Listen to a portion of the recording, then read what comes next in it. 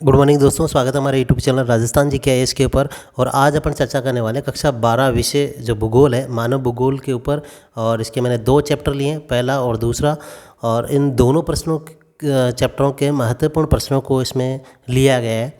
तो देखो, पहला जो प्रश्न है वो है नवनिश्चयवाद संकल्पना किसने प्रतिपादित की। तो उत्तर हो जाएगा इसमें नवनिश्चयवाद की जो संकल्पना थी वो ग्रिफिथ टेलर ने दी थी। प्रश्न नंबर 2 है रुको और जाओ निश्चयवाद की संकल्पना के प्रतिपादक विद्वान का नाम बताइए। तो रुको और जाओ का सिद्धांत, जिसे नव निश्चयवाद का सिद्धांत भी कहते हैं, ये किसने दी थी? ग्रिफिथ टेलर ने ही दी थी। तो इसमें भी उत्तर क्या हो जाएगा? स हो जाएगा। प्रश्न नंबर 3 है निम्नलिखित में से जिस भूगोलवेत्ता की परिभाषा में संबंधों की गत्यात्मकता मुख्य शब्द है वह है। यानी गत्यात्मकता किस भूगोलवेत्ता की परिभाषा में आते हैं? तो ये गत्यात्मकता जो शब्द है वो एलन सी सैम्पल की परिभाषा में आता है। अर्थात अपन कहे ये गत्यात्मकता को दर्शाता है। इसकी जो परिभाषा है इसमें ये कहा गया था ना कि चंचल मानव और अस्थिर पृथ्वी, तो ये दोनों ही गत्यात्मकता को दर्शा रहे हैं। तो इसमें उत्तर है द। प्रश्न नंबर 4 है निम्नलिखित में से आर्थिक भूगोल का क्षेत्र नहीं है। इसमें नहीं है बोला गया है। तो आर्थिक भूगोल का क्षेत्र कौन कौन से होते हैं? देखो, विपणन भूगोल आर्थिक भूगोल का उपक्षेत्र है, और उद्योग भूगोल भी है, संसाधन भूगोल भी है। इसमें कौन सा नहीं है? तो इसमें यह है सामाजिक कल्याण का भूगोल। इसमें क्या आ जाएगा? सामाजिक कल्याण का भूगोल। जो सामाजिक कल्याण का भूगोल है ये सामाजिक भूगोल का उपक्षेत्र है। प्रश्न नंबर 5 है सामाजिक भूगोल का उपक्षेत्र है। तो सामाजिक भूगोल जो है इसका उपक्षेत्र कौन सा है? देखो, इसमें व्यवहारवादी भूगोल ये भी सामाजिक भूगोल का है, लिंग भूगोल ये भी सामाजिक भूगोल का उपक्षेत्र है, सामाजिक कल्याण का भूगोल, यानी ये सभी ही क्या है? सामाजिक भूगोल के उपक्षेत्र हैं। तो उत्तर हो जाएगा ये सभी द। प्रश्न नंबर 6 है राजनीतिक भूगोल का उपक्षेत्र है। तो इसमें राजनीतिक भूगोल का उपक्षेत्र पूछा गया है। तो पहला है सामाजिक भूगोल, ये तो हो नहीं सकता। निर्वाचन भूगोल, संसाधन भूगोल, तो इसमें कौन सा आएगा? निर्वाचन जो भूगोल है ये राजनीतिक भूगोल का उपक्षेत्र है। इसके 2 उपक्षेत्र बता रखे हैं, निर्वाचन और सैन्य भूगोल। प्रश्न नंबर 7 है आर्थिक भूगोल का उपक्षेत्र है। तो इस प्रश्न में आर्थिक भूगोल के उपक्षेत्र पूछे गए हैं।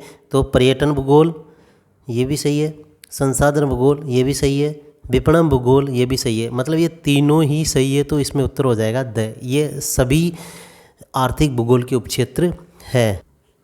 प्रश्न नंबर 8 है निम्नलिखित में से कौन मानव भूगोल का उपक्षेत्र है? तो मानव भूगोल का उपक्षेत्र पूछा गया है। तो देखो, इसमें पहला है सैन्य भूगोल। सैन्य भूगोल तो राजनीतिक भूगोल का उपक्षेत्र है। व्यवहारवादी भूगोल ये भी नहीं हो सकता क्योंकि ये सामाजिक भूगोल का उपक्षेत्र है।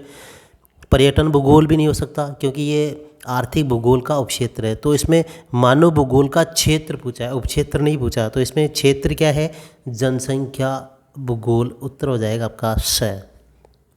फिर है नौवां प्रश्न निम्नलिखित में से किस महाद्वीप में जनसंख्या वृद्धि सर्वाधिक है? तो किस में जनसंख्या वृद्धि सर्वाधिक रही है? तो अफ्रीका महाद्वीप में। प्रश्न नंबर 10 है निम्नलिखित में से कौन सा एक प्रतिकर्ष कारक नहीं है? तो इसमें प्रतिकर्ष कारक नहीं है ये पूछा गया है। तो प्रतिकर्ष कारक का मतलब होता है वे कारक जो हमें अपने मूल स्थान को छोड़ने के लिए बाध्य करते हैं। तो इसमें देखो, बेरोजगारी भी बाध्य करता है, जलाभाव भी करता है, और महामारियाँ भी करती। ये तीनों तो प्रतिकर्ष है, लेकिन इसमें नहीं है ये पूछा है। तो इसमें क्या आ जाएगा? चिकित्सा सुविधा, ये अपकर्ष कारक है। तो यही इसमें सही रहेगा।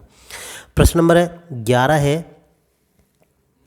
प्रवास का अपकर्ष कारक है। तो प्रवास का अपकर्ष यानी वे कारक जो हमें मनुष्य को अपनी ओर आकर्षित करता है। तो अपनी ओर आकर्षित कौन करते हैं? राजनीतिक हलचल, प्राकृतिक आपदाएं या महामारियाँ। ये तो सब कौन सी है? ये तो प्रतिकर्ष है। जबकि काम के बेहतर अवसर जो है यही इसमें उत्तर सही हो जाएगा क्योंकि ये अपकर्ष कारक है। प्रश्न नंबर 12 है जनसंख्या वितरण को प्रभावित करने वाले आर्थिक कारक बताने हैं। इसमें केवल आर्थिक कारकों को ध्यान में रखना है। तो आर्थिक कारक कौन सा है? देखो, भू आकृति ये तो हो नहीं सकता, जलवायु ये भी नहीं है, मृदाएं ये भी नहीं है, औद्योगिकरण, तो इसमें औद्योगिकरण जो है ये एक आर्थिक कारक है जनसंख्या को वितरण को प्रभावित करने वालों में। उत्तर हो जाएगा स। प्रश्न नंबर 13 है, जनगणना 2011 के अनुसार भारत की जनसंख्या है। तो जनगणना 2011 के अनुसार भारत की जनसंख्या कितनी थी? 121.02 करोड़। ब उत्तर। प्रश्न नंबर 14 है, जनसंख्या वितरण को प्रभावित करने वाले आर्थिक कारक नहीं है। इसमें अब आर्थिक कारक नहीं है ये पूछा गया है। तो खनिज ये तो जनसंख्या का आर्थिक कारक है प्रभावित करने में, नगरीकरण भी है, औद्योगिकरण भी है। तो ये खनिज, नगरीकरण, औद्योगिकरण ये तीनों तो है आर्थिक कारक, जबकि भू आकृति ये आर्थिक कारक नहीं है, ये भौतिक कारक है। अगला प्रश्न है, प्रश्न नंबर 15 है, सामाजिक भूगोल के कोई 2 उपक्षेत्र बताने हैं आपको।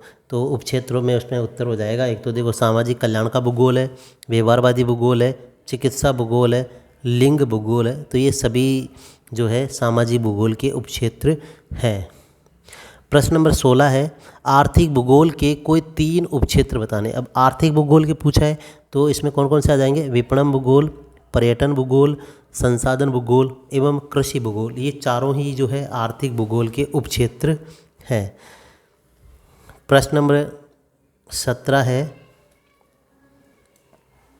नवनिश्चयवाद क्या है? तो नवनिश्चयवाद आप जानते हो, नवनिश्चयवाद की जो संकल्पना है ये ग्रिफिथ टेलर ने दी थी और इसके अनुसार ये कहा गया है कि मानव अगर प्रकृति पर विजय प्राप्त करना चाहता है तो वह प्रकृति के नियमों की क्या करे? पालना करना पड़ेगा। अगर मनुष्य प्रकृति के नियमों की पालना करता है तो वह प्रकृति पर विजय प्राप्त कर सकता है। इसे ही अपन क्या कहते हैं? नवनिश्चयवाद कहते हैं। प्रश्न नंबर 18 है, पर्यावरणीय निश्चयवाद और संभववाद के बीच मध्य मार्ग को कौन सी संकल्पना परिलक्षित करती है? तो इन दोनों के बीच में कौन सी जो विचारधारा उत्पन्न हुई थी? तो इसमें आई थी, देखो, नव निश्चयवाद का सिद्धांत कह सकते हैं अपन, या रुको और जाओ का निश्चयवाद संकल्पना भी इसको कह सकते हैं। इसे किसने दी थी? ग्रिफिथ टेलर ने दी थी। प्रश्न नंबर 19 है, पर्यावरणीय निश्चयवाद एवं संभववाद से आप क्या समझते हैं? तो आपको एक शॉर्टकट में मैंने बताया था कि पर्यावरणीय निश्चयवाद का मतलब तो होता है, इसमें इस विचारधारा के अनुसार जो मनुष्य है वह प्रकृति का दास होता है, प्रकृति से वो डरता है, इसलिए वो प्रकृति की पूजा भी करता है, सब कुछ प्रकृति से ही वो प्राप्त करता है। तो इसमें अपन ये कह सकते हैं कि आदिम मानव समाज और प्रकृति की प्रबल शक्तियों के बीच इस प्रकार की जो अन्योन्य क्रियाएं होती है ना, उनको ही अपन पर्यावरणीय निश्चयवाद कहते हैं। जबकि संभववाद में ये कहा जाता है कि जो मानव है वो क्या करता है? मानव जो है प्रकृति का दास नहीं होता है, बल्कि प्रकृति को अपनी इच्छा अनुसार परिवर्तन कर सकता है। देखो, इसमें बताया गया है कि इस विचारधारा के अनुसार मनुष्य पर्यावरण में परिवर्तन कर सकता है तथा हमेशा सक्रिय रहता है। और कहने का मतलब तो यही है कि जो संभववाद है इसमें यही बताया जाता है कि जो मनुष्य है वह प्रकृति में अपनी इच्छा अनुसार परिवर्तन कर सकता है, यानी वो प्रकृति के नियमों को समझता है और उसे अपने अनुकूल बनाने के अंतर्गत लगा रहता है। इसे ही हम प्रकृति का मानवीयकरण कहते हैं। अगला प्रश्न है, प्रश्न नंबर 20 है, इसमें रेडजेल के अनुसार मानव भूगोल की परिभाषा बतानी है। तो ये मोस्ट इम्पोर्टेंट है, तीनों परिभाषाएं, तो तीनों को ही आपको याद करना है। तो इसमें मैंने रेडजेल के अनुसार लिखा है, तो मानव भूगोल मानव समाजों और धरातल के बीच संबंधों का संश्लेषित अध्ययन ही मानव भूगोल कहलाती है। तो रेडजेल ने क्या कहा था कि मानव भूगोल जो है वो क्या है? मानव समाजों और धरातल के बीच संबंधों का संश्लेषित अध्ययन है। प्रश्न नंबर 21 है, जनसंख्या वितरण को प्रभावित करने वाले कोई 3 आर्थिक कारक बताने आपको। तो 3 आर्थिक कारक कौन कौन से हो जाएंगे? खनिज, नगरीकरण, औद्योगिकरण, ये तीनों ही जनसंख्या को प्रभावित करने वाले आर्थिक कारक है। अब है प्रश्न नंबर 22 है, जनसंख्या परिवर्तन के प्रमुख घटक बताइए। तो जनसंख्या परिवर्तन के प्रमुख घटक कौन कौन से हैं? पहला घटक तो है इसमें देखो जन्म दर, फिर है मृत्यु दर, और फिर उसके बाद में प्रवास। ये तीनों ही जनसंख्या परिवर्तन के घटक होते हैं। अगला प्रश्न है, प्रश्न नंबर 23 है, जन्म दर एवं मृत्यु दर में क्या अंतर है? तो जन्म दर एवं मृत्यु दर में अंतर बताइए, ये प्रश्न आता है कई बार। तो जन्म दर का मतलब होता है एक वर्ष में प्रति 1000 जनसंख्या, या अपने बोल दें कि एक वर्ष में 1000 व्यक्तियों पर जीवित जन्म लेने वाले शिशुओं की संख्या क्या कहलाती है? जन्म दर कहलाती है। एक वर्ष में 1000 व्यक्तियों पर जीवित जन्म लेने वाले शिशुओं की संख्या क्या कहलाएगी? जन्म दर कहलाती है। तो मृत्यु दर किसे कहते हैं? तो मृत्यु दर इसका उल्टा हो जाएगा, एक वर्ष में 1000 व्यक्तियों पर मरने वालों की संख्या, या प्रति 1000 व्यक्तियों पर मरने वालों व्यक्तियों की संख्या मृत्यु दर कहलाती है। प्रश्न नंबर 24 है, प्रवास किसे कहते हैं? प्रवास जानते हो आप? प्रवास का मतलब होता है कि जब कोई व्यक्ति अपने उद्देश्य की पूर्ति के लिए एक स्थान से दूसरे स्थान पर जाता है तो वो क्या कहलाता है? प्रवास कहलाता है। प्रश्न नंबर 25 है, प्रतिकर्ष और अपकर्ष कारकों में अंतर बताना होता है आपको। तो प्रतिकर्ष का लिख दो पहले। देखो, प्रतिकर्ष का मतलब होता है कि ऐसे कारक जो मनुष्य को अपने मूल स्थान को छोड़ने के लिए बाध्य कर देते हैं, वो प्रतिकर्ष कारक होते हैं। जैसे मान लो कोई प्राकृतिक आपदाएं, सूखा, बाढ़, भूकंप, बेरोजगारी वगैरह होते हैं, ये सभी क्या होते हैं? प्रतिकर्ष कारक होते हैं। जबकि अपकर्ष कारक कौन से होते हैं? अपकर्ष कारक वो होते हैं जिसमें मनुष्य को अपनी ओर आकर्षित करते हैं। ऐसे कारक जो मनुष्य को अपनी ओर आकर्षित करते हैं वो क्या कहलाते हैं? प्रतिकर्ष कारक कहलाते हैं। जैसे मान लो रोजगार की तलाश है, मतलब रोजगार है, शिक्षा है, चिकित्सा सुविधा है, और भी कई हो सकते हैं। अगला प्रश्न है, जनसंख्या घनत्व से आप क्या समझते हैं, या जनसंख्या घनत्व का क्या अभिप्राय है? तो जनसंख्या घनत्व आप जानते हो किसे कहते हैं? प्रति इकाई क्षेत्र में निवास करने वाले लोगों की जनसंख्या क्या कहलाती है? जनसंख्या घनत्व कहलाती है। या अपन कहें कि एक वर्ग किलोमीटर में किसी निश्चित क्षेत्र में रहने वाले लोगों की संख्या क्या कहलाएगी? वो भी वही बात है, जनसंख्या घनत्व ही कहलाती है। इसका सूत्र होता है जनसंख्या घनत्व बराबर कुल जनसंख्या बटा कुल क्षेत्रफल होता है। और सबके लास्ट में प्रश्न नंबर 28 है, मानचित्र में अंकित करना है आपको। स्वर्णिम चतुर्भुज जो महामार्ग है वो दिया हुआ है, तो इसमें दिल्ली, मुंबई, चेन्नई और कोलकाता को भरा जाता है।